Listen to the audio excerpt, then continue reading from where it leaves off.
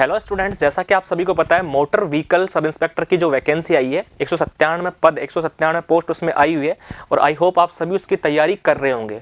Engineers academy ने भी उसकी तैयारी कराना स्टार्ट कर दिया था। 1 दिसंबर से अपने बैचेज स्टार्ट हो गए थे ऑनलाइन और ऑफलाइन मोड में। अगर आप ज्वाइन करना चाहते हो तो आप बैचेज ज्वाइन कर सकते हैं ऑफलाइन सांगी सेंटर गोपालपुरा पे।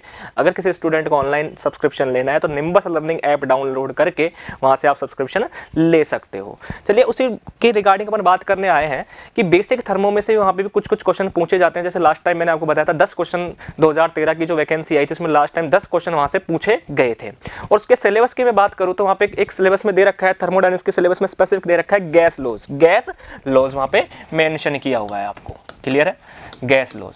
तो वहाँ से कहाँ से क्वेश्चन बनने की संभावना है उसके रिगार्डिंग अपन बात करते हैं। तो गैस लॉज की अगर मैं बात करूँ तो आपके सबसे पहले मैं बात करता हूँ तो बॉयल्स लॉ से क्वेश्चन बनने की संभावना रहेगी। सेकेंडली अपन बात करें तो चार्ल्स लॉ से बात कर सकते हैं अपन, क्वेश्चन बन सकता है। अगर मैं बात करूं तो गैलुसैक से और अपन बात करें तो Avogadro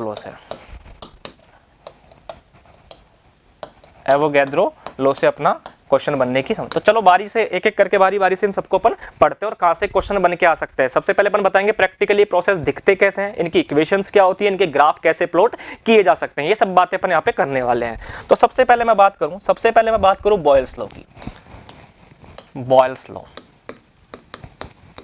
law.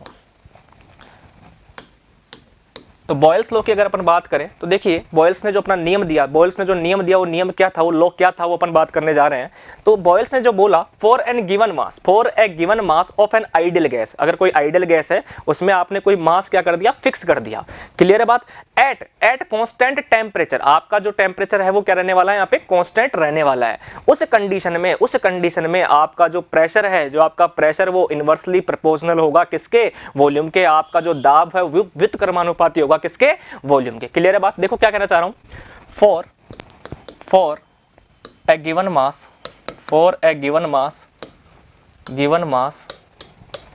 Of an ideal gas, important ideal gas, यहां पे ध्यान रखने वाली बात है, of an ideal gas, for a given mass of an ideal gas at constant temperature, मतलब यहाँ पे कांस्टेंट क्या रहने वाला है, कौन सी प्रॉपर्टी कांस्टेंट रहने वाली है, टेम्परेचर। मतलब बॉयल्स लॉ में क्या कांस्टेंट रहता है, टेम्परेचर। तो ये एक कंडीशन अपन ने दे दी, मास फिक्स कर दिया अपन ने, और जो आपका सब्सटेंस है, आपका जो गैस है वो कैसी है, आइडियल गैस है।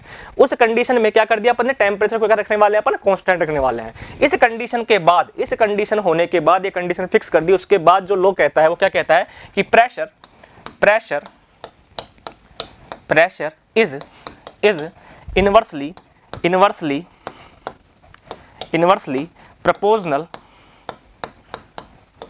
proportional to the volume, pressure is proportionally to the volume। Clear है। अगर यहाँ से मैं इक्वेशन लिखना चाहूँ, तो क्या इक्वेशन आएगी, P is inversely proportional to the volume। Clear है बात। यहां से इक्वेशन आ सकती है। अगर इस इक्वेशन को अगर अपन ओपन करते हैं, ओपन करना चाहें तो देखिए इस इक्वेशन को ओपन करते तो क्या करना पड़ेगा अपन को, P इक्वल टू क्या करना पड़ेगा, कोई कांस्टेंट लेना पड़ेगा। उस कांस्टेंट की वैल्यू क्या होगी, अपन ने कुछ C ले लिया, यहाँ पे कुछ कांस्टेंट मान लिया C। तो PV इक्वल टू क्या होगा,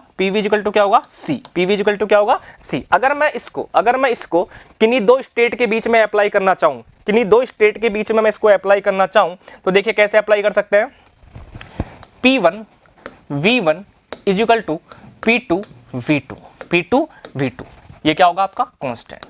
क्लियर है बात।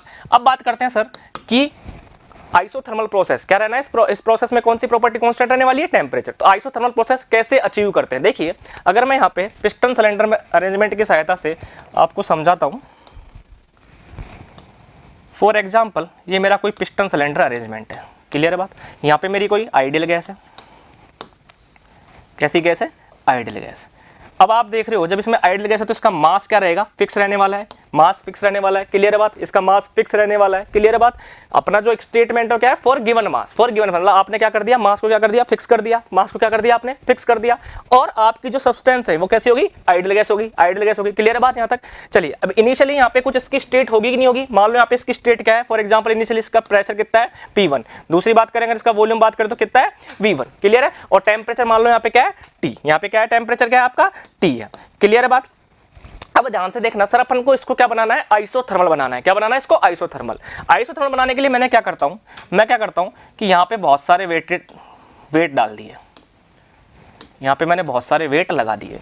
अगर इन वेट को लगाने के बाद, अब सुनना, यहाँ पे मेरे वेट लगे हुए, अब मेरा पिस्टन सिलेंडर जो अरेंजमेंट है वो क्या है, इक्विलिब्रियम कंडीशन में, कहीं मूव नहीं कर रहा है, कहीं मूव नहीं कर रहा है। इट मींस जब ये इक्विलिब्रियम कंडीशन पे है तो अपन बोल सकते हैं यहाँ पे कुछ प्रेशर होगा, मान लो कितना प्रेशर है P1, वॉल्यूम कितना है V1 और टेम्परेचर कितना था यहाँ पे T1, क्लियर है, सॉरी T1, क्लियर है, यहाँ तक क्लियर है। अब मैं बोलता हूं कि यहां से अगर मैं एक्चुअली जो आपको बताने जा रहा हूं कि आइसोथर्मल प्रोसेस दिखा कैसे सकते हैं, प्रैक्टिकली अपन बता कैसे सकते हो, बताने जा रहा हूं मैं यहाँ पे।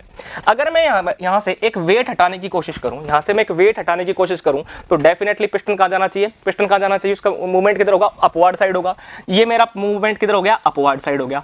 अब एक बात आई, जब पिस्टन ऊपर की साइड जाएगा तो आइडियल गैस का क्या होगा, एक्सपेंशन होगा, आइडियल गैस का क्या होगा, एक्सपेंशन होगा। जब एक्सपेंशन होगा तो उसका टेम्परेचर क्या होगा, डिक्रीज होगा, उसका टेम्परेचर क्या होगा, डिक्रीज होगा। पर सर आपने बोला कि अपन तो आइसोथर्मल प्रोसेस पढ़ रहे हैं, क्योंकि बॉयल्स ने क्या बोला, टेम्परेचर क्या रहना चाहिए, कांस्टेंट रहना चाहिए गिवन मास का, क्लियर है बात। तो जैसे ही अपन ने वेट हटाया, गैस ने एक्सपेंड करने लगा, टेम्परेचर ड्रॉप होने लगा, उसी टाइम अपन क्या करेंगे, इसमें हीट प्रोवाइड करेंगे। क्या प्रोवाइड करेंगे, हीट प्रोवाइड करेंगे, ताकि आपका टेम्परेचर कैसे बना रहे, कांस्टेंट बना रहे। तो this is just practical example कि कांस्टेंट टेम्परेचर प्रोसेस कैसे हो सकता है, कांस्टेंट टेम्परेचर अपन कैसे अचीव कर सकते हैं, क्लियर है बात। तो ये अपना एक थ्योरेटिकली अपन को क्या मिल गया, एक एग्जाम्पल मिल गया, क्लियर है बात। अब बात करते हैं कि सर अपन ने बात कर लिया, आपने स्टेटमेंट दे दिया कि स्टेटमेंट क्या है कि आइडियल गैस के लिए गिवन मास के लिए, ठीक है, क्लियर है बात। टेम्परेचर कांस्टेंट रहना चाहिए, pressure is direct inversely proportional to the volume, यहां तक क्लियर हो चुका है। अपन ने उसकी इक्वेशन भी बना ली है। अब बात करते हैं ग्राफ्स की, अब बात करते हैं ग्राफ्स की, किस किस तरीके से अपन यहाँ पे ग्राफ प्लॉट कर सकते हैं।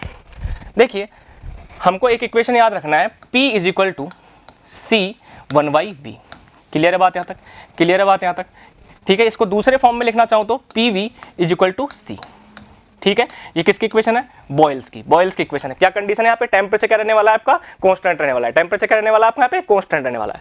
अगर मैं यहाँ पे प्रेशर वर्सेस वॉल्यूम का ग्राफ ड्रॉ करूं तो बताइए कैसा आएगा, बताइए कैसा आएगा, बताइए। वाई एक्सिस पे क्या मान लिया आपने, प्रेशर, और आपने एक्स एक्सिस पे क्या मान लिया, वॉल्यूम। अगर मैं यहां से देखूं तो P क्या है आपका, Y है, वॉल्यूम क्या है आपका, X है, X Y is equal to constant. बताइए कैसी इक्वेशन है, रेक्टेंगुलर हाइपरबोला की, कैसी इक्वेशन है, रेक्टेंगुलर हाइपरबोला की। तो इसका ग्राफ कैसे ड्रॉ होगा, rectangular hyperbola, rectangular hyperbola, clear है बात, क्लियर है बात। सिमिलरली अगर मैं बात करूं कि सर यहाँ पे इसका जो स्लोप है वो क्या होगा, इसका जो स्लोप निकालेंगे वो क्या होगा, माइनस PV, इसका स्लोप क्या होगा, माइनस PV, क्लियर है बात। अगर मैं यहाँ पे मान लो प्रेशर एंड वॉल्यूम, अगर मैं डिफरेंट टेम्परेचर के लिए ग्राफ ड्रॉ करता हूँ, क्लियर है बात। मान लो फॉर एग्जांपल जो मेरा पहला ग्राफ है किसी T1 टेम्परेचर पे, दूसरा ग्राफ मैंने किसी T2 टेम्परेचर पे प्लॉट किया और तीसरा ग्राफ किसी मैंने TT टेम्परेचर पे प्लॉट किया। कैन यू टेल मी कि T1 बड़ा हो गया, T2 बड़ा हो गया, T3 बड़ा होगा, क्या मुझे कोई बता सकता है। देखिए कैसे पता लगा सकते हैं कि सर आपने बोला कि सर ये पहला वाला है A, दूसरा है B, तीसरा है C, क्लियर है बात। हमको पूछा गया है कि T1 T2 T3 में कौन बड़ा होगा, तो अपन को क्या बोला गया है यहाँ पे, बॉयल्स लॉ है, बॉयल्स लॉ का मतलब क्या रहने वाला है, टेम्परेचर कांस्टेंट रहने वाला है, ठीक है। अगर मैं यहाँ से कोई एक पॉइंट लेता हूँ, यहाँ पे मैंने एक पॉइंट लिया, तो ध्यान से देखिए आपने क्या कर दिया, इसको वॉल्यूम को फिक्स कर दिया, आपने क्या कर दिया, वॉल्यूम को फिक्स कर दिया। जब आपने इस इक्वेशन में वॉल्यूम को फिक्स कर दिया तो इसका मतलब अगर आपका प्रेशर बढ़ा, तो इस कांस्टेंट की वैल्यू क्या होनी चाहिए, बढ़नी चाहिए, क्योंकि इसका इक्वेशन क्या आना चाहिए, मेंटेन रहना चाहिए, बराबर रहना चाहिए। अब आपने क्या कर दिया, वॉल्यूम को तो फिक्स कर दिया। अगर आप बोल रहे हो कि सर जब वॉल्यूम को फिक्स कर दिया और जब मैं ऊपर जा रहा हूं तो मेरा प्रेशर क्या हो रहा है, बढ़ रहा है, मेरा प्रेशर क्या हो रहा है, बढ़ रहा है, मतलब P को मल्टीप्लाई V से करेंगे तो क्या हो रहा है, वो कंटिन्यूअसली बढ़ता जा रहा है। इसका मतलब C की वैल्यू भी क्या हो रही है, बढ़ती जा रही है। अब C में क्या छिपा हुआ है, अगर अपन आइडियल गैस की बात कर रहे हैं तो PV इक्वल टू क्या छिपा हुआ है, MRT, क्लियर है बात। मास फिक्स है इसका, R गैस का गैस कांस्टेंट होगा वो भी फिक्स है, और T टी क्या होगा आपका, बढ़ना चाहिए। क्यों? क्योंकि पी गुणा वी आपका बढ़ रहा है। आ रही है बात समझ में? वॉल्यूम तो आपने फिक्स कर दिया यहाँ पे, ठीक है। प्रेशर ऊपर जाने पे क्या हो रहा है, धीरे धीरे बढ़ रहा है। प्रेशर ऊपर जाने बढ़ रहा है तो पी गुणा वी क्या होना चाहिए, बढ़ना चाहिए। इसका मतलब सी की वैल्यू भी क्या होनी चाहिए, बढ़नी चाहिए। सी की वैल्यू कब बढ़ेगी, एम फिक्स है, आर फिक्स है, तो टेम्परेचर आपका क्या होना चाहिए, बढ़ना चाहिए। तो इस केस में आपका टी बड़ा होगा। क्लियर है बात? इस तरीके से आपसे क्वेश्चन पूछे जा सकते हैं। चलिए एक और ग्राफ बनाने की कोशिश करते हैं, एक और ग्राफ बनाने की कोशिश करते हैं। सब जो भी ग्राफ बना रहे हैं पर किसके लिए बना रहे हैं, बॉयल्स लॉ के लिए बना रहे हैं। किसके लिए बना रहे हैं, बॉयल्स लॉ के लिए बना रहे हैं।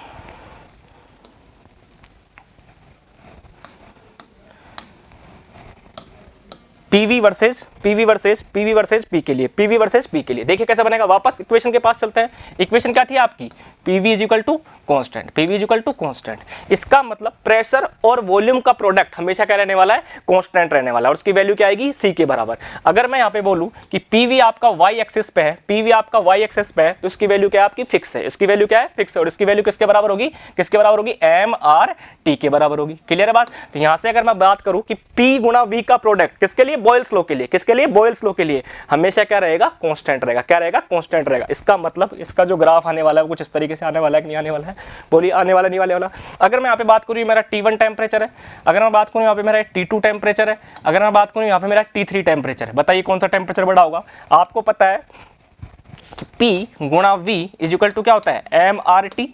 ये टर्म मेरी कांस्टेंट है किसके लिए, बॉयल्स लॉ के लिए, ठीक है। तो P गुणा V क्या रहने वाला है, हमेशा कांस्टेंट रहने वाला है।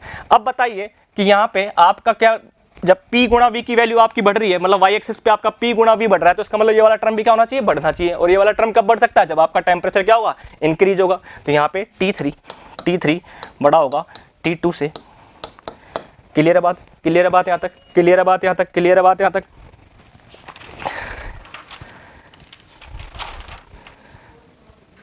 क्लियर है बात यहाँ तक। चलिए नेक्स्ट ग्राफ देखते हैं, एल एन पी वी और वी के बीच।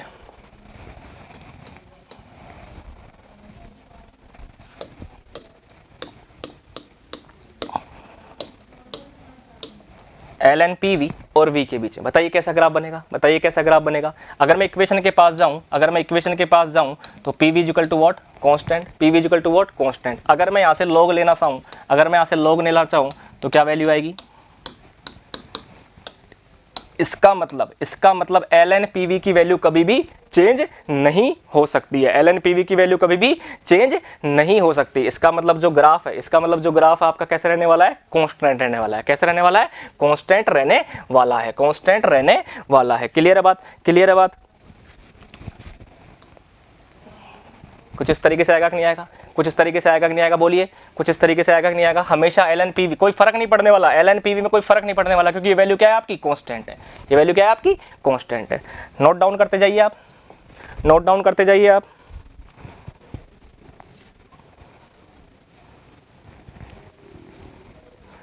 Next graph, L N P और एल एन 1/v। क्लियर है, बनाइए किस तरीके से बनेगा। देखिए वापस चलते हैं, P V equal to what, constant, P V equal to what, constant. यहाँ से अगर मैं लॉग लेना चाहूँ तो क्या होगा, L N P V is equal to what, L N C. क्या होगा, एल एन सी। अगर यहाँ से मैं देखना चाहूँ, या फिर इसको दूसरे तरीके से आप ऐसे बना सकते हो, सीधा P is equal to what, C V, P is equal to what, C V, यही इक्वेशन है अपनी। तो यहाँ से अगर मैं लॉग लेना चाहूँ तो L N P is equal to what, L N C minus L N V. होगा कि नहीं होगा, बोलो होगा कि नहीं होगा। क्लियर है बात, क्लियर है बात, होगा कि नहीं होगा। अगर मैं यहाँ से प्लॉट करना चाहूँ तो ध्यान से देखना, L N V plus L N सी।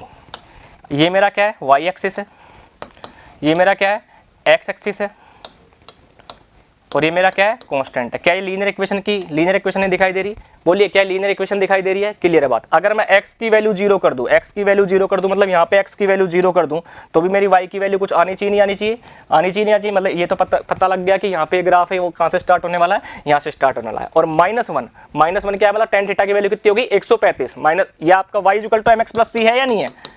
अगर मैं कंपेयर करने लगूं तो m की वैल्यू क्या होनी चाहिए, -1, और m क्या होता है आपका tan थीटा। तो tan थीटा की वैल्यू -1 कब आती है, जब 135 होती है।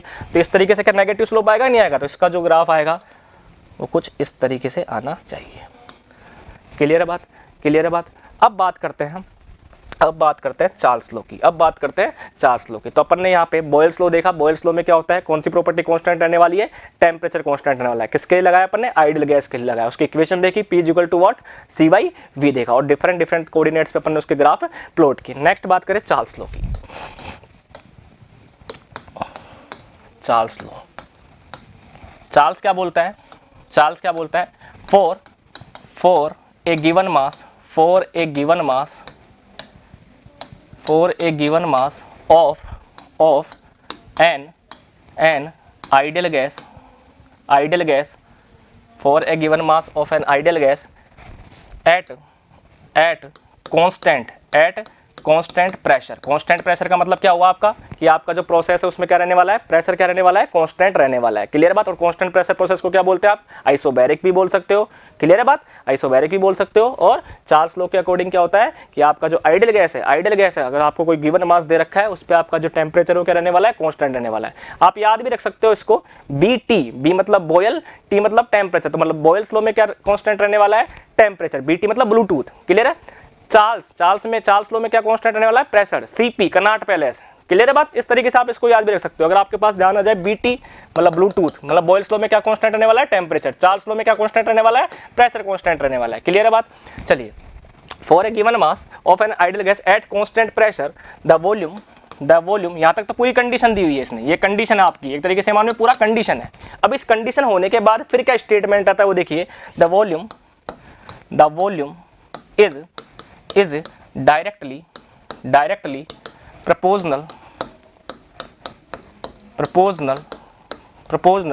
to the absolute temperature, ध्यान रखना टेम्परेचर नहीं है, ये ध्यान रखना टेम्परेचर नहीं है, क्या है, एब्सोल्यूट टेम्परेचर है। एब्सोल्यूट टेम्परेचर किसमें मापते हैं, हमेशा केल्विन में। किसमें मापते हैं, केल्विन में मापते हैं। एब्सोल्यूट टेम्परेचर का मीनिंग क्या हुआ, एब्सोल्यूट टेम्परेचर का मीनिंग क्या हुआ कि आपका एब्सोल्यूट टेम्परेचर जीरो कब हो सकता है, जीरो कब हो सकता है, जब आपके मॉलिक्यूल्स की काइनेटिक एनर्जी क्या हो जाए, जीरो हो जाए। अगर अपन माइक्रोस्कोपिक लेवल पे टेम्परेचर की परिभाषा देना चाहें तो क्या होती है, temperature defined by the kinetic energy of the gas molecules. Clear है बात। जब गैस के मॉलिक्यूल्स की काइनेटिक एनर्जी क्या हो गई, जीरो हो गई, काइनेटिक एनर्जी जीरो हो गई, इसका मतलब आपका जो टेम्परेचर है, वो जो टेम्परेचर वो क्या हो गया, आपका जीरो हो गया। क्लियर है बात। तो एब्सोल्यूट टेम्परेचर हमेशा किस में नापते हैं अपन, जीरो केल्विन में, सॉरी केल्विन में नापते हैं। क्लियर है बात। और जीरो केल्विन का मतलब क्या हुआ, आपका मॉलिक्यूलर का जो काइनेटिक एनर्जी वो क्या हो चुका है, जीरो हो चुका है। तो अपन वापस लो पे आते हैं। सर चार्ल्स ने जो बात बोली वो क्या बोली कि आपका वॉल्यूम है वो सीधा सीधा किसके प्रोपोर्शनल होने वाला है, एब्सोल्यूट टेम्परेचर के। अगर इसमें इसको ओपन करूं तो V equal to what, CT। आने वाला है कि नहीं आने वाला है, क्लियर है, आने वाला है कि नहीं आने वाला, ये आपका इक्वेशन आ गया। अगर किन्हीं मैं दो स्टेट के बीच में इसको लगाना चाहूं, किन्हीं दो स्टेट के बीच में लगाना चाहूं तो V1 T1 equal to what, V2 T2। और ये क्या रहने वाला है, कांस्टेंट रहने वाला है, कांस्टेंट रहने वाला है। अगर कांस्टेंट की वैल्यू अपन निकालना चाहें, कांस्टेंट की वैल्यू अपन निकालना चाहें तो आइडियल गैस है, आइडियल गैस की इक्वेशन क्या होती है, PV इक्वल टू MRT। ठीक है। तो अपना यहाँ पे क्या कांस्टेंट रहने वाला है, अपने यहाँ पे क्या कांस्टेंट रहने वाला है, प्रेशर कांस्टेंट रहने वाला है, मास कांस्टेंट रहने वाला है और R कांस्टेंट रहने वाला है। क्लियर है बात। तो V/T is equal to what, MR/P। ये वैल्यू आपकी क्या हो गई, कांस्टेंट हो गई। क्लियर है बात, क्लियर है बात। अब बात करते हैं कि सर कांस्टेंट प्रेशर अचीव कैसे करते हैं, कांस्टेंट प्रेशर अचीव कैसे करते हैं। तो देखिए कांस्टेंट प्रेशर कैसे अचीव कर सकते हैं, समझते हैं इसको। मैं अगर बात करूं यहाँ पे पिस्टन सिलेंडर अरेंजमेंट लूँ मैं, क्लियर बात। यहाँ गैस होगी कुछ आइडियल गैस, यहाँ पे क्या है, आइडियल गैस। इस गैस का कुछ प्रेशर होगा, ये गैस का कुछ प्रेशर होगा, इसको मैं बोल देता हूँ P gas, P gas. Clear है। इस गैस का कुछ प्रेशर होगा, ये गैस कुछ प्रेशर लगा रही होगी पिस्टन पे, लगा रही होगी नहीं लगा रही होगी। अगर मैं बात करूं इसके क्रॉस सेक्शन की, इसके क्रॉस सेक्शन की, पिस्टन के क्रॉस सेक्शन की अनुप्रस्थ काट की, तो वो कितना ले लिया मैंने, A ले लिया। ऊपर से एटमॉस्फेरिक भी अपना प्रेशर लगा रहा होगा, ऊपर से एटमॉस्फेरिक भी अपना प्रेशर लगा रहा होगा, इस पिस्टन पे लगा रहा होगा नहीं लगा रहा होगा। क्लियर है बात। एटमॉस्फेरिक प्रेशर भी लग रहा होगा यहाँ पे।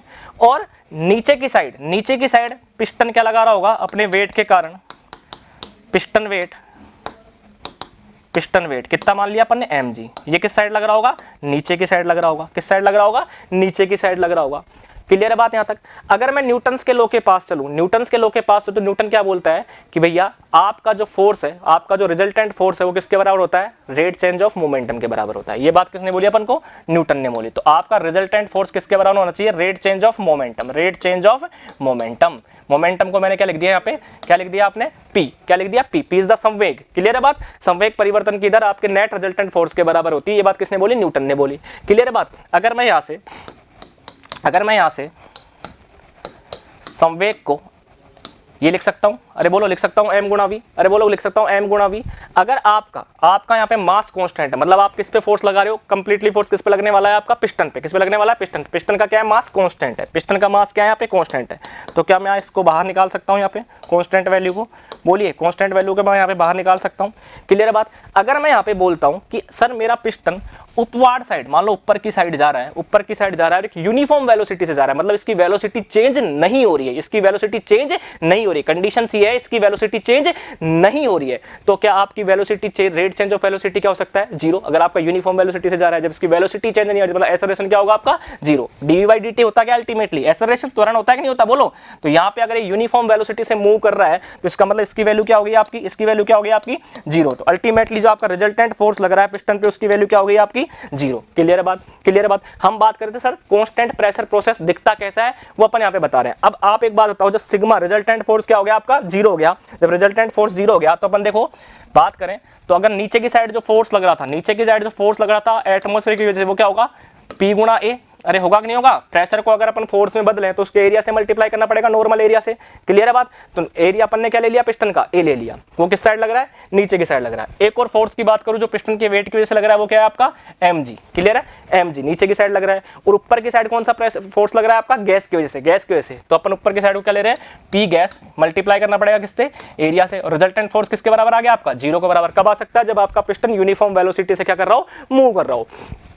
तो इस कंडीशन में अगर मैं गैस प्रेशर निकालूं तो आपका गैस प्रेशर क्या होना चाहिए, P atmospheric A plus mg divide में A से करेंगे, यहाँ पे भी A से डिवाइड करेंगे, A से A कैंसिल आउट, तो गैस प्रेशर क्या आ गया आपका, P atmospheric plus mg divide में A। ध्यान से देखिए इस इक्वेशन को, ध्यान से देखिए इस इक्वेशन को। क्या यहाँ पे एटमॉस्फेरिक प्रेशर आपका चेंज हो सकता है क्या, हमेशा क्या रहने वाला है, कांस्टेंट रहने वाला है। क्या पिस्टन का वेट चेंज हो सकता है क्या, कांस्टेंट रहने वाला है। उसका क्रॉस सेक्शन एरिया भी क्या रहने वाला है, कांस्टेंट। तो क्या P गैस जब आपका पिस्टन यूनिफॉर्म वेलोसिटी से ऊपर की साइड जा रहा था, उस दौरान आपका सिस्टम का प्रेशर कांस्टेंट रहा नहीं रहा। तो क्या ये आइसोबैरिक प्रोसेस है या नहीं है, क्या चार्ल्स इक्वेशन यहाँ पे लगाई जा सकती, बिल्कुल लगाई जा सकती है। आपने जो गैस ली हो कैसे ली, आइडियल गैस, उसका मास भी क्या है, फिक्स है वहां पे। क्लियर है बात। तो ये एक एग्जांपल हो गया कि कांस्टेंट प्रेशर दिखता किस तरीके से है प्रैक्टिकली। आगे बात समझ में। अब अपन बात करते हैं वापस ग्राफ्स की। अगर बात करते हैं वापस ग्राफ की, ग्राफ प्लॉट करने के लिए आ जाए तो अपनी इक्वेशन क्या है, क्या कांस्टेंट रहने वाला है पे, प्रेशर कांस्टेंट रहने वाला है। तो V is proportional to the V is proportional to the T absolute temperature. V is equal to, अगर मैं इक्वेशन लिखना चाहूँ तो इस तरीके से लिखना पड़ेगा मुझे, इस तरीके से लिखना पड़ेगा, नहीं लिखना पड़ेगा। क्लियर है यहाँ तक बात। अगर मैं यहाँ पे बात करूँ C की, तो C में क्या छिपा हुआ है, बताइए। आपका क्या कांस्टेंट है यहाँ पे, प्रेशर कांस्टेंट है। क्या कांस्टेंट है, मास भी कांस्टेंट है, R भी कांस्टेंट है। क्लियर है बात। तो अगर मैं बात करूँ यहाँ पे C में क्या छिपा हुआ है, MRY P, ये मेरा C में छिपा हुआ है। क्लियर है बात, ठीक है। और T यहाँ पे क्या है, एब्सोल्यूट टेम्परेचर। अब मैं ग्राफ ड्रॉ करने जा रहा हूँ। सबसे पहले वॉल्यूम वर्सेज टेम्परेचर, और टेम्परेचर किस में, मेरा केल्विन में। टेम्परेचर मेरा किस में है, केल्विन में। तो सीधी सी बात है सर, V बराबर क्या आएगा, CT आएगा। कैसी इक्वेशन है, रेखिक इक्वेशन है, लीनियर इक्वेशन है। तो कैसा ग्राफ आना चाहिए मेरा, इस तरीके का ग्राफ आना चाहिए, नहीं आना चाहिए, बोलिए। इस तरीके का ग्राफ आना चाहिए, नहीं आना चाहिए। अगर मैं डिफरेंट प्रेशर पे, अगर मैं स्लोप की बात करूं, इसके स्लोप की बात करूं तो स्लोप की वैल्यू क्या होगी। अगर इसके स्लोप की बात करूं तो यहाँ पे स्लोप की वैल्यू क्या होगी, ध्यान से देखिए, dv और dt is equal to what, क्या आएगा यहाँ पे, MRY P आएगा कि नहीं आएगा। इसका मतलब जितना ज्यादा प्रेशर होगा, उतना ज्यादा क्या होगा आपका, उतना कम क्या होगा आपका स्लोप, क्योंकि यहाँ पे प्रेशर की वैल्यू क्या हो रही है, बढ़ रही है। तो स्लोप की वैल्यू क्या होनी चाहिए, कम आनी चाहिए। अगर मैं डिफरेंट ग्राफ खींचूं यहाँ पे एट डिफरेंट प्रेशर, मान लो ये आपका P1 है, ये आपका P2 है, ये आपका P3 है। अगर आपसे पूछा जाए P1 बड़ा है या P2 बड़ा है या P3 बड़ा है, तो स्लोप सबसे ज़्यादा किसका आ रहा है, किसका आ रहा है, इस केस में स्लोप सबसे ज़्यादा बढ़ा रहा है। थीटा की वैल्यू किसको दिखा रही है यहाँ पे, स्लोप को दिखाएगी नहीं दिखाएगी। तो यहाँ पे अगर आपका स्लोप ज़्यादा, इसका मतलब P3 की वैल्यू क्या होनी चाहिए, सबसे कम होनी चाहिए। इसका मतलब P1 सबसे बड़ा होगा, फिर उसके बाद P2, फिर P3। क्लियर है बात, क्लियर है बात। यहाँ पे अपन ने जो ग्राफ ड्रॉ करा किस किस के बीच में करा, वॉल्यूम टेम्परेचर में। टेम्परेचर किस में था, केल्विन में था। ठीक है, एक और ग्राफ ड्रॉ करते हैं, एक और ग्राफ ड्रॉ करते हैं। ये है वॉल्यूम और टेम्परेचर, वॉल्यूम और टेम्परेचर। टेम्परेचर किस में दिया हुआ है, डिग्री सेंटीग्रेड में। टेम्परेचर किस में दिया गया है, डिग्री सेंटीग्रेड में। तो देखिए सर कैसे करते हैं इसको, V is equal to, sir मैंने लिखा CT, बिल्कुल सही है आपकी बात। सर ये लॉ दिया था आपने, चार्ल्स ने दिया था, कोई दिक्कत ही नहीं है। पर T किस में था आपका, केल्विन में था। अब केल्विन को डिग्री सेंटीग्रेड बनाने के लिए क्या करना पड़ता है, 273.15 का क्या करना पड़ेगा, जोड़ लगाना पड़ेगा। तो ठीक है, यहाँ से देखिए C 273.15 plus T degree centigrade लिख सकता हूँ। अब कोई दिक्कत नहीं है किसी को भी, चार्ल्स लॉ के अकॉर्डिंग कोई दिक्कत नहीं है। अगर मैं इस इक्वेशन को ओपन करना चाहूँ तो C T degree centigrade plus C 273.15 इस तरीके से मैं लिख सकता हूँ, इसको लिख सकता हूँ, बोलो। अगर मैं यहाँ से इक्वेशन बनाना चाहूँ तो ये y एक्सेस पे है मेरी, और T डिग्री किस पे, मेरा x एक्सेस पे। तो V क्या है मेरा, y, ये क्या हो गया, C मेरा m हो गया, T डिग्री सेंटीग्रेड क्या हो गया मेरा, x बन गया, ये क्या बन गया मेरा C। तो अभी भी इक्वेशन कैसी है, लीनियर है। अभी भी इक्वेशन कैसी है, लीनियर है। अगर मैं x की वैल्यू 0 कर दूँ, इसका मतलब डिग्री सेंटीग्रेड की वैल्यू कितनी कर दी मैंने, 0 कर दी, तो अभी y की वैल्यू क्या आएगी, C के बराबर आएगी। मतलब यहाँ पर अगर मैं जाऊँ तो यहाँ पे y एक्सिस पे क्या आएगा, कुछ वैल्यू आएगा कि नहीं आएगा, बोलिए। तो इसका मतलब ग्राफ कहाँ से स्टार्ट होने वाला है, यहाँ से स्टार्ट होने वाला है। कहाँ से स्टार्ट होने वाला है, यहाँ से स्टार्ट होने वाला है। अब बात करें कि सर वॉल्यूम की वैल्यू 0 कब आ सकती है, किस टेम्परेचर पे आ सकती है। तो यहाँ पे ध्यान से देखिए, अगर आपको वॉल्यूम चाहिए 0 तो T डिग्री सेंटीग्रेड को कितना होना पड़ेगा, -273 होना पड़ेगा नहीं होना पड़ेगा। मतलब -273.15 डिग्री पे वॉल्यूम की वैल्यू क्या आएगी, 0। आपको पता है यहाँ पे 0 डिग्री सेंटीग्रेड है, ठीक है, यहाँ पे वैल्यू बढ़ती जा रही है। तो इसका मतलब अगर आप इधर चलोगे तो आपका वैल्यू क्या आएगा, नेगेटिव आएगा, -1, -2, -3, और अल्टीमेटली क्या आएगा, -273.15 भी आपको मिलेगा। तो आपका वॉल्यूम 0 कब हो सकता है, जब इसको पीछे ले आओ, इसको जब आप पीछे ले आओ,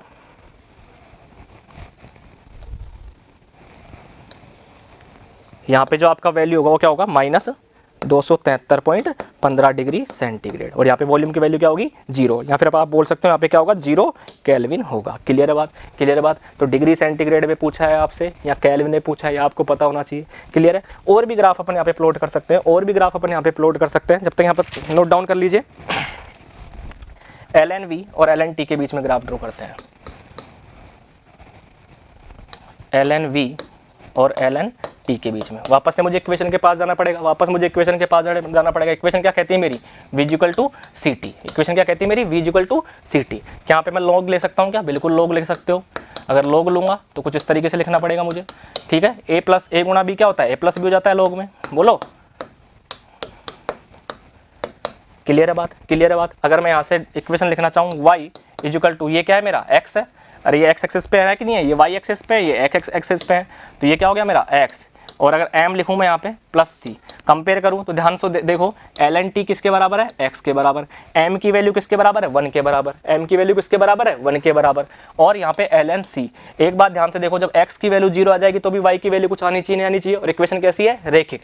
तो इसका मतलब इक्वेशन कहाँ से स्टार्ट होगा, यहाँ से स्टार्ट होगा, और किस तरीके से जाएगा, इस तरीके से आपका जाएगा। और इंपॉर्टेंट बात, यहाँ पे जो स्लोप होगा वो कितना होगा, 45 डिग्री का। क्यों, क्योंकि यहाँ पे फिक्स है कि आपकी m की वैल्यू कितनी है, 1 का मतलब क्या हो गया, tan थीटा की वैल्यू कितनी होनी चाहिए, 45 डिग्री होनी चाहिए। क्लियर है बात यहाँ तक। अगर मैं यहाँ पे VT और T स्क्वायर के बीच में ग्राफ ड्रॉ करूँ, VT और T स्क्वायर के बीच में ग्राफ ड्रॉ करूं तो देखिए क्या ग्राफ आएगा। वापस इक्वेशन के पास चलता हूं, V इक्वल टू CT। क्या मैं मल्टीप्लाई कर सकता हूं T का दोनों साइड में, बोलिए। मल्टीप्लाई कर दिया आपने दोनों साइड में, ये क्या है आपका y, ये क्या है आपका x। कैसा इक्वेशन है, लीनियर इक्वेशन है। किस तरीके से प्लॉट होगा, इस तरीके से प्लॉट होगा कि नहीं होगा, बोलिए, होगा कि नहीं होगा। क्लियर है बात। अगर मैं यहाँ पे V√T के बीच में, अगर मैं यहाँ पे V√T के बीच में ग्राफ बनाऊं,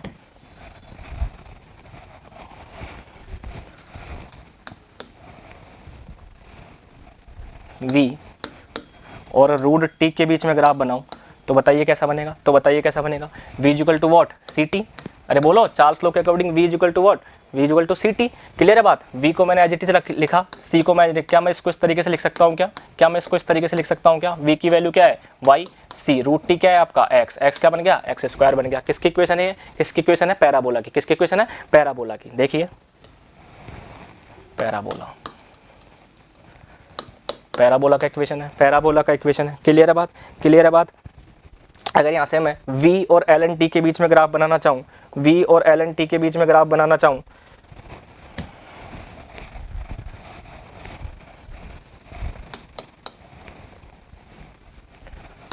V और ln t के बीच में अपन को ग्राफ प्लॉट करना है, तो देखो कैसे प्लॉट कर सकते हैं। V is equal to what, CT। क्या मैं इसको ऐसे लिख सकता हूँ क्या?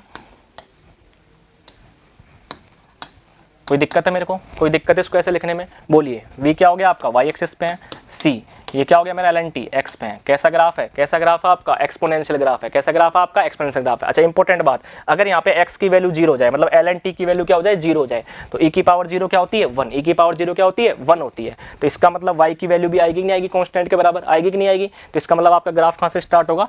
यहाँ से कहीं स्टार्ट होगा। क्लियर है बात। जब x की वैल्यू 0 है तो भी आपकी y की वैल्यू आ रही है नहीं आ रही है? क्लियर है बात। और ग्राफ कैसा नेचर का होगा?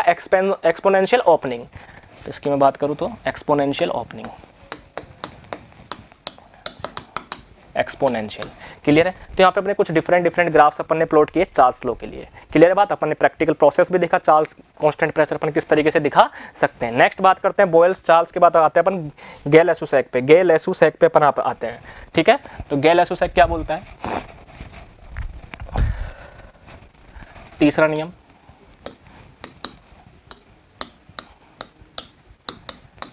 क्या बोलता है?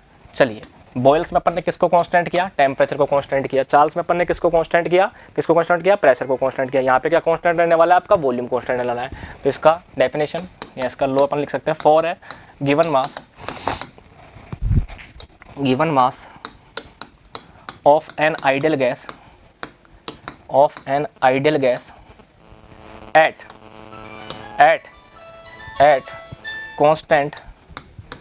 Constant volume, isochoric. Constant volume process को क्या बोलते हैं? आइसोकोरिक भी बोलते हैं। क्या बोलते हैं? आइसोकोरिक। ठीक है। तो ये यहाँ तक तो अपनी क्या होगी? कंडीशन हो गई। यहाँ तक क्या होगी? कंडीशन हो गई। ये कंडीशन होने के बाद गैल-लेसुसैक बोलता है pressure is directly proportional to the absolute temperature. सबसे पहले बात करते हैं इक्वेशन की। इक्वेशन क्या बोल रही है? P प्रोपोर्शनल किसके होने वाला है? यहाँ पे टेम्परेचर के होने वाला है। अगर मैं बात करूँ P is equal to what, CT। Clear है बात यहाँ तक। अगर दो स्टेट के बीच में अपन को लगाना है तो कैसे लगा सकते हैं? P1 is equal to P2 T2। और ये क्या रहने वाला है? कांस्टेंट रहने वाला है। और इस कांस्टेंट की वैल्यू अगर मैं फाइंड आउट करना चाहूँ तो PV इज इक्वल टू क्या है आपका? MRT है। PV इज इक्वल टू आपका MRT है। आपने क्या बोला कि सर यहाँ पे अपन ने किसको कांस्टेंट कर दिया? वॉल्यूम को कांस्टेंट कर दिया। मास कांस्टेंट है, R कांस्टेंट है, तो P/T किसके बराबर आने वाला है? MR/V के बराबर आने वाला है। क्लियर है बात। अब बात करते हैं सर कांस्टेंट वॉल्यूम प्रोसेस दिखता कैसा है? तो देखिए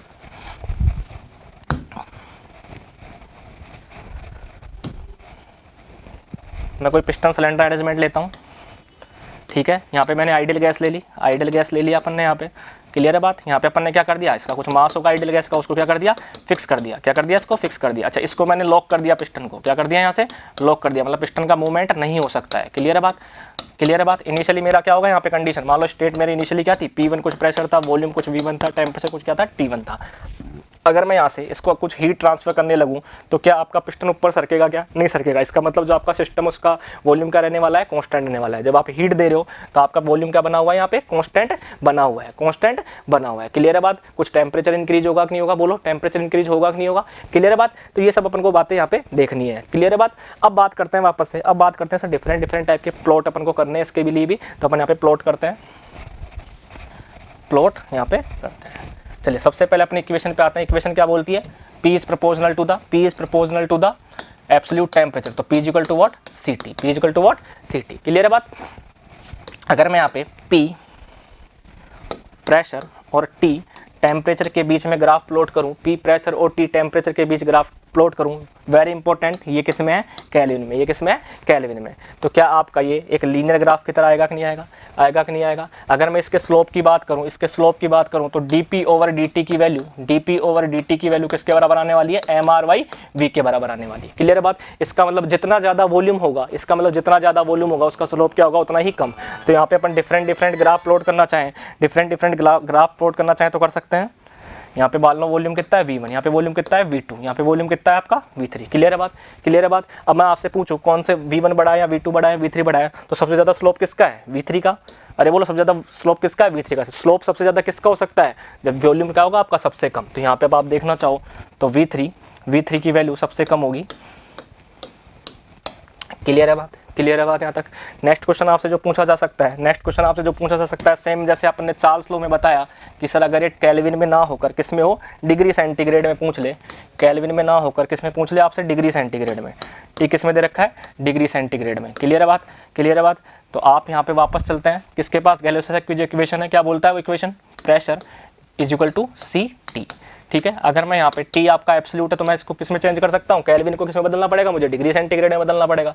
डिग्री सेंटीग्रेड में बदलना पड़ेगा तो क्या होगा, T डिग्री सेंटीग्रेड प्लस 273.15 करना पड़ेगा। क्लियर है बात। तो यहाँ पे इक्वेशन जो मेरी आएगी किस तरीके से दिखेगी, इस तरीके से दिखेगी, नहीं दिखेगी, 273.15 गुणा C। अगर मैं कंपेयर करना चाहूँ तो y mx plus C, m की वैल्यू किसके बराबर होगी, C के बराबर, इस वाले C के बराबर। क्लियर है बात। तो इक्वेशन तो कैसी है, लीनियर है, इक्वेशन लीनियर है। पर x की वैल्यू अगर आपकी 0 आ रही है तो भी y की वैल्यू आपकी कुछ आएगी कि नहीं आएगी, तो कहीं यहाँ से स्टार्ट होगा कि नहीं होगा। अब आपसे पूछा जैसे प्रेशर 0 कहाँ हो सकता है, प्रेशर 0 कहाँ हो सकता है, तो ध्यान से देखिए प्रेशर की वैल्यू 0 कब हो सकती है, जब आपका T डिग्री सेंटीग्रेड पे कितना हो जाए, -273.15 डिग्री सेंटीग्रेड हो जाए।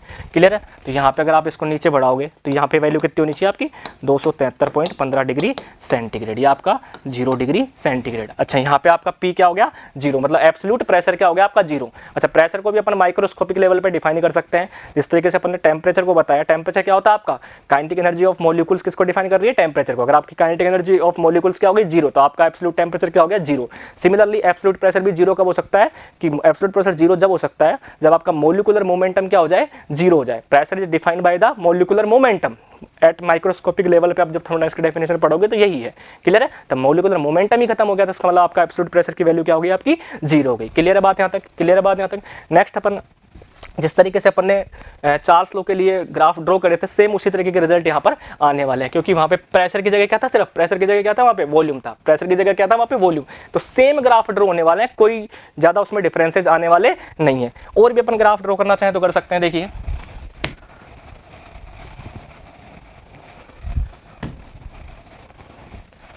अगर यहाँ पे मुझे PT और T के बीच में ग्राफ प्लॉट करना हो, PT और T के बीच में ग्राफ प्लॉट करना हो, तो मेरी इक्वेशन क्या है यहाँ पे, गैलोस की इक्वेशन क्या है, ये इक्वेशन है। दोनों साइड PT का मल्टीप्लाई कर दिया, क्या आएगा यहाँ पे, ये मेरा क्या बन गया, y बन गया, ये मेरा क्या बन गया, x बन गया। तो कैसी इक्वेशन आएगी, आएगी कि नहीं आएगी, आएगी कि नहीं आएगी। क्लियर है बात। सिमिलरली और भी अपन कर सकते हैं।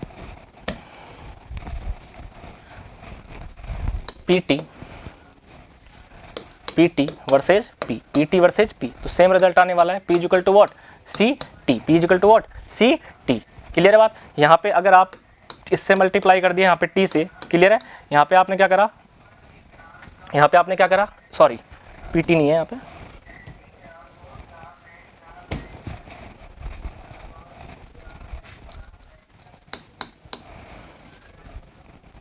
ln P और ln T, इनके बीच में अपन को ग्राफ ड्रॉ करना है, P is equal to what, CT, P is equal to what, CT। तो सिमिलरली लॉग ले सकते हैं दोनों साइड, यहाँ पे दोनों साइड।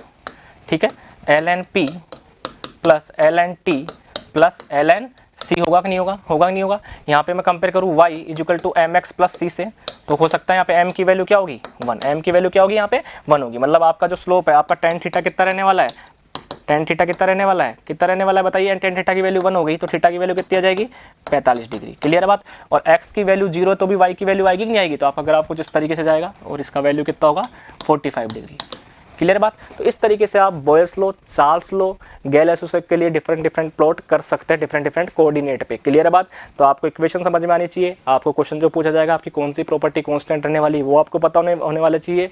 और इसके अलावा आप फिजिकली आप देख सकते हो किस तरीके से अपन constant volume, constant pressure, constant temperature achieve कर सकते हैं। एक और है इसमें, एक और है एवोगैड्रो हाइपोथेसिस।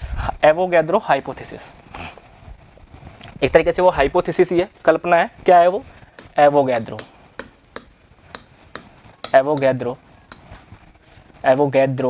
हाइपोथेसिस। क्या बोलता है एवोगैड्रो हाइपोथेसिस? ध्यान से देखिएगा, कंडीशन क्या है इसमें? कंडीशन क्या है इसके अंदर? सबसे बड़ी कंडीशन है आइडल गैस। सबसे बड़ी कंडीशन है इसमें आइडल गैस। दूसरी कंडीशन है एट एसटीपी का मतलब क्या हुआ? Standard temperature pressure. और अगर आपके जो भी गैसेस है, जो भी आइडल गैसेस है, उनके वॉल्यूम क्या हो? इक्वल हो। अगर वॉल्यूम इक्वल हो, वॉल्यूम अगर आपका क्या हो?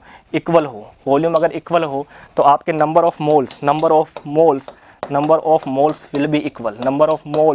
Will be equal.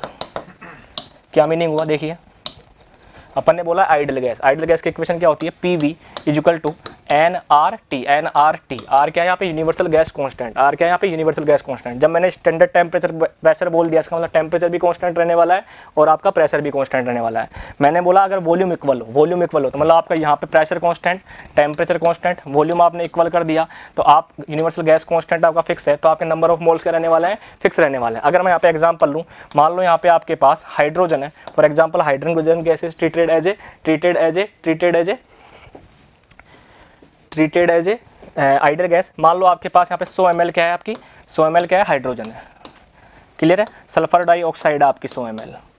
क्लियर है। ऑक्सीजन आपके यहाँ पे 100 ml। क्लियर है। एट स्टैंडर्ड टेम्परेचर प्रेशर आपने फिक्स कर दिया इसको। क्लियर है बात। आपने वॉल्यूम क्या कर दिए? फिक्स कर दिए। तो अगर मान लो हाइड्रोजन गैस के x मोल आ रहे हैं तो सल्फर डाइऑक्साइड के भी x मोल मिलेंगे आपको, ऑक्सीजन के भी आपको क्या मिलेंगे? x मोल मिलेंगे। क्लियर है। ठीक है, चलो थैंक यू सो मच। जैसा कि मैंने आपको बताया कि अपने निम्बस लर्निंग पर अपने ऑनलाइन में MVS के कोर्स चलाए जा रहे हैं, MVSI के कोर्स चलाए जा रहे हैं, तो आप वहाँ से ऐप डाउनलोड कर सकते हो और सब्सक्रिप्शन कर सकते हो। अगर आपको फिर भी कोई फर्दर डिटेल चाहिए कि सर टेस्ट सीरीज वगैरह का कब स्टार्ट हो रहा है, MCQs वगैरह बुक्स का क्या क्या है, वो भी मैं आपको बता देता हूँ। अगर अपन कोर्स की बात करें, ऑनलाइन कोर्स की अपन बात करें, तो आप निम्बस लर्निंग ऐप डाउनलोड कर सकते हो। प्ले स्टोर पे जाके। अच्छा, इंपॉर्टेंट बात, अपन पेपर 1, पेपर 2, पेपर 3 तीनों ही करवा रहे हैं अपन इसके अंदर। क्लियर है बात। अपन यहाँ पे MCQ भी प्रोवाइड करेंगे, की जा रही है अपने यहाँ पे। क्लियर है। उसकी कुछ प्राइजेज होगी। ठीक है। इसके अलावा टेस्ट सीरीज भी आपको दी जाएगी। ठीक है। फिर भी कोई फर्दर क्वेरी हो आपकी तो आप इन नंबरों पे फ़ोन कर सकते हो, 7374000888 या फिर 7374000999। एडमिशन के रिगार्डिंग अगर आपको कोई भी क्वेरी है तो आप यहाँ पे कांटेक्ट कर सकते हो। Thank you so much, wish you all the best. If you really like the video, please hit the like button, share the video, subscribe to our YouTube channel and press the bell icon for the latest updates. Thank you.